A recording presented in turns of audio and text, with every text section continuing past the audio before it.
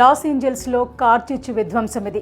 సుమారు 10 రోజుల క్రితం మొదలైన మంటలు ఇంకా చల్లారలేదు. ఇళ్ళు, థియేటర్లు, రెస్టారెంట్లు, కమర్షియల్ కాంప్లెక్స్లు, స్కూళ్లు అన్నింటినీ మంటలు బుగ్గి చేశాయి. లాస్ ఏంజల్స్ చరిత్రలోనే అత్యంత దారుణమైన కార్చిచ్చుగా దీన్ని వర్ణించారు వాతావరణ నిపుణులు. అయితే ఈ కార్చిచ్చు ఎందుకు చెలరేగింది? మంటలు ఇంత వేగంగా ఎందుకు వ్యాపిస్తున్నాయి?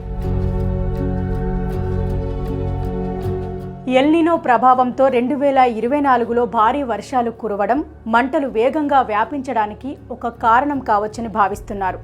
మంటలు వ్యాప్తి చెందే సీజన్కు ముందు వర్షాలు కురిస్తే చెట్లు ఎక్కువగా పెరిగి మంటలకు అవి ఇంధనంగా మారుతాయని ఎడిన్బర్గ్ యూనివర్సిటీలో fire science researcher Rory Hayden అన్నారు. వర్షాల తర్వాత పొడి వాతావరణం ప్రారంభం కాగానే పెరిగిన చెట్లు వేగంగా ఎండిపోవడం మొదలవుతుంది. అలా అవి ఆ మంటలకు ఇంధనంగా మారుతాయి అని హెడెన్ చెప్పారు. సాధారణంగా వర్షాల వల్ల మంటలు చెలరేగే అవకాశం తక్కువ అని అనుకుంటారు. కాకపోతే మంటలు మండుతున్న సమయంలో కురిస్తే మాత్రమే అలా జరుగుతుంది అని ఆయన అన్నారు. మంటలు మరింత వ్యాప్తి చెందడానికి మరో కారణం పెనుగాలులు.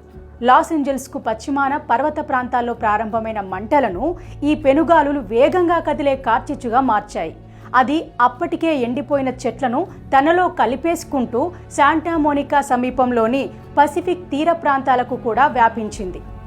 కాలిఫోర్నియా ఎడారి మధ్య నుంచి వీచిన ఈ పెనుగాలుల వేగం మంటల వ్యాప్తిని ఊహించలేని స్థాయిలో తీవ్రతరం చేసింది అని హెడెన్ అన్నారు. ఈ గాలులు పొడిగా, అత్యంత వేడిగా ఉండటం వల్ల త్వరగా చెట్లలోని తేమ పోయి పూర్తిగా ఎండిపోతాయి.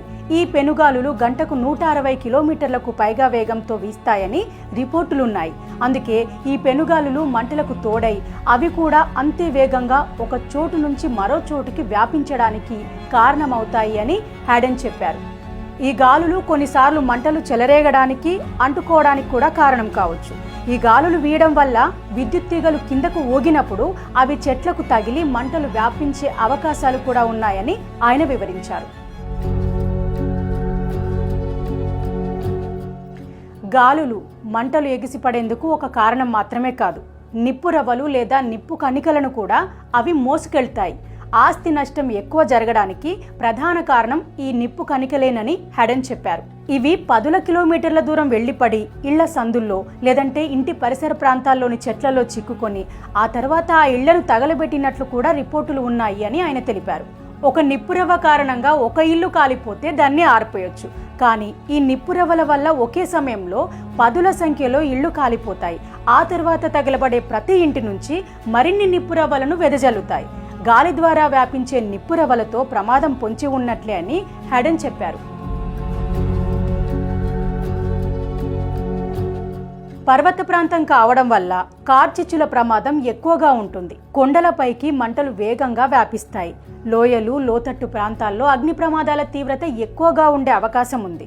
వాటిని అదుపులోకి తీసుకురావడం కూడా దాదాపు అసాధ్యమని హెడెన్ చెప్పారు. ఇలాంటి భౌగోళిక పరిస్థితులు అగ్ని ప్రమాదాల తీవ్రతను పెంచడమే కాదు, అక్కడి నుంచి సురక్షితంగా బయటపడటం కూడా కష్టమవుతుంది.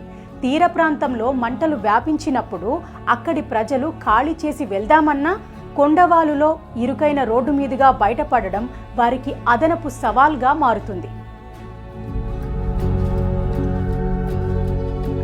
ఈ కార్చిచ్చుకు వాతావరణ మార్పులు ఎంతవరకు కారణమనే విషయాలను ఇప్పుడే ఖచ్చితంగా చెప్పలేకపోయినా ప్రపంచవ్యాప్తంగా కార్చిచ్చులు తీవ్రం కావడానికి వాతావరణ మార్పులకు సంబంధం ఉందని చెప్పొచ్చు. అగ్ని ప్రమాదాలు సంభవించే రోజుల సంఖ్య వాతావరణం కారణంగా పెరుగుతూనే వస్తోందని, వాతావరణ మార్పులు ఈ పరిస్థితులను మరింత తీవ్రతరం చేస్తున్నాయని బీబీసీ కోసం రిపోర్ట్ చేసిన మ్యాట్ మెక్గ్రాత్ చెప్పారు. భూమి వేడెక్కడం చిన్న విషయమేమీ కాదని, మనం చూస్తున్న ఈ తీవ్రమైన పరిణామాలు కూడా అందులో భాగమేనని ఎడిన్బర్గ్ యూనివర్సిటీలో fire science researcher Rory Hayden అభిప్రాయపడ్డారు.